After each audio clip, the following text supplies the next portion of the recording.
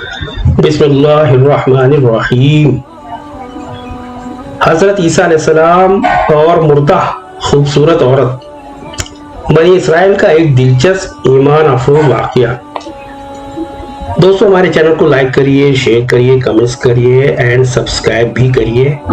Bell icon والے button کو بھی دبا دیجیے جس سے نوٹیفیکیشن آپ کو ملے۔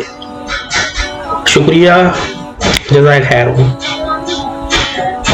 کتاب میں قصہ اس طرح بیان کیا جاتا ہے کہ بنی اسرائیل میں ایک شخص تھا جس کی بیوی نہایت حسین تھی، جس پر وہ اسرائیلی فریبتا تھا۔ چنانچہ جب اس عورت کا انتقال ہو گیا تو اس اسرائیلی کو بڑا قلق ہوا اور ایک مدت تک وہ اس عورت کی قبر پر بیٹھا روتا رہا۔ اتفاقاً حضرت عیسیٰ علیہ السلام کا ادھر سے گزر ہوا تو انہوں نے اس اسرائیلی کو پریشان حال دیکھ کر اس کا سبب معلوم کیا۔ جب اسرائیلی نے اپنا واقعہ بیان کیا تو حضرت عیسیٰ علیہ السلام نے دریافت فرمایا، کیا تو چاہتا ہے کہ میں اس کو تیرے لیے زندہ کروں؟ اس نے عرض کیا، ہاں حضور، میں یہی چاہتا ہوں۔ چنانچہ حضرت عیسیٰ علیہ السلام نے اس قبر کے مردے کو آواز دی تو قبر سے ایک حبشی غلام، جس کے ناک کے نتنوں، آنکھوں اور جسم کے دوسرے سوراخوں سے آگ کی لپٹیں اٹھ رہی تھی، حضرت عیسیٰ علیہ السلام کو دیکھتے ہی غلام نے کلمہ پڑھا، لا الہ الا اللہ عیسیٰ روح اللہ۔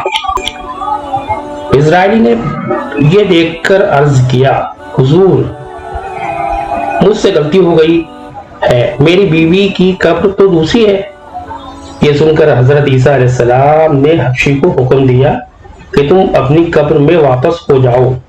چنانچہ وہ مردہ ہو کر گر گیا اور اس کی قبر کو مٹی سے چھپا دیا گیا۔ پھر حضرت عیسیٰ علیہ السلام نے اس دوسری قبر کی جانب توجہ فرمائی اور حکم دیا کہ اے صاحب قبر، اللہ کے حکم سے زندہ ہو جا۔ چنانچہ قبر پھٹی اور اس سے ایک عورت سر سے گرد جھاڑتی ہوئی باہر آ گئی، جس کو دیکھ کر اسرائیلی بولا، یا روح اللہ، میری بیوی یہی ہے۔ اور حضرت عیسیٰ علیہ السلام کے حکم سے وہ اسرائیلی اپنی بیوی کو ہمراہ لے کر واپس ہونے لگا، مگر عرصہ سے جاگا ہوا تھا، اس لیے اس پر نیند کا غلبہ ہو گیا اور اس نے بیوی سے کہا کہ میں تیری قبر پر گرے وجاری اور بیداری نے مجھے ہلاک کر دیا ہے، اس لیے میں چاہتا ہوں کہ کچھ دیر آرام کر لوں۔ بیوی کہنے لگی کہ ہاں، آپ آرام کر لیجئے۔ چنانچہ وہ اسرائیلی بیوی کے زانوں پر سر رکھ کر سو گیا۔ اتنے میں ایک گھوڑے پر سوار ایک شہزادے کا ادھر سے گزر ہوا جو اپنے زمانے کا ایک تہ حسین تھا، جس کو دیکھ کر شہزادی از خود فریبتا ہو گئی اور اس کا دل قابو میں نہ رہا۔ اس نے شوہر کا سر زانوں سے پیچھے رکھا اور فرط محبت و غلبہ عشق سے مجبور ہو کر شہزادے کے سامنے جا کھڑی ہوئی۔ ادھر جیسے ہی شہزادے کی نظر اس پر پڑی، وہ بھی اس کو دیکھ کر اس پر فریبتا ہو گیا اور عورت کی خواہش پر اس کو اپنے گھوڑے پر بٹھا کر لے گیا۔ چنانچہ اس کے شوہر نے بیدار ہو کر جب اپنی بیوی کو نہ پایا تو نہایت پریشان ہوا اور اس کے ملنے کی تدبیر سوچنے لگا۔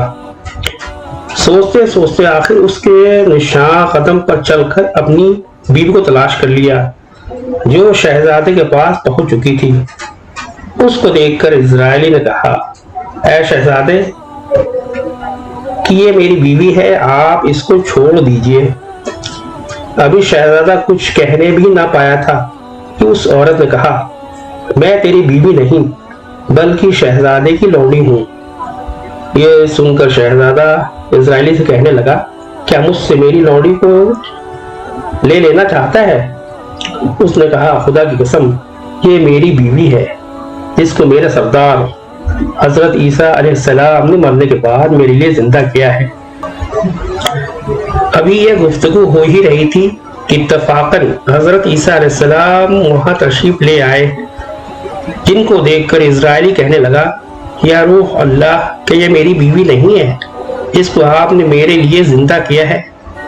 حضرت عیسیٰ علیہ السلام نے فرمایا کہ ہاں، یہ وہی ہے۔ یہ سن کر عورت کہنے لگی، یا اللہ، یہ شخص جھوٹا ہے، میں تو اس شہزادے کی لونڈی ہوں۔ حضرت عیسیٰ علیہ السلام نے فرمایا، کیا تو وہ عورت نہیں جس کو میں نے اللہ کے حکم سے زندہ کیا ہے؟ عورت نے کہا، یا اللہ، باخدا میں وہ نہیں ہوں۔ اس کے بعد حضرت عیسیٰ علیہ السلام نے فرمایا، جو جان خدا کے حکم سے میں نے تجھے دی ہے اس کو واپس کر دے۔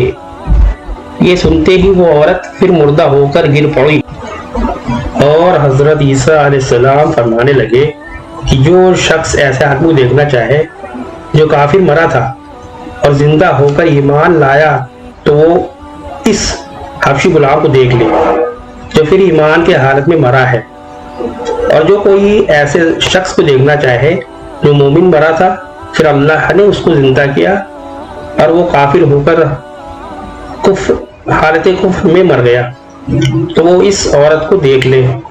اس واقعے کو دیکھ کر اسرائیلی نے قسم کھائی، اب کبھی نکاح نہ کروں گا، اور میدانوں کی طرف نکل گیا جہاں اللہ تعالیٰ کی عبادت میں مصروف رہ کر اسے موت آ گئی۔ اللہ تعالیٰ اس پر رحم فرمائے۔ حاصل، نبی اور رسول کے اقرار و انکار کا نتیجہ اس حکایت سے ظاہر ہوتا ہے، اور سبق ملتا ہے کہ کامیابی اپنے نبی صلی اللہ علیہ وسلم کی اطاعت و محبت سے ہی مل سکتی ہے۔ چنانچہ ہمیں بھی چاہیے کہ ہر حال میں اپنے نبی صلی اللہ علیہ وسلم کی اطاعت کو سامنے رکھیں، چاہے دل مانے یا نہ مانے، لیکن نبی کریم صلی اللہ علیہ وسلم کے طریقوں کو لازمی اپنانا چاہیے۔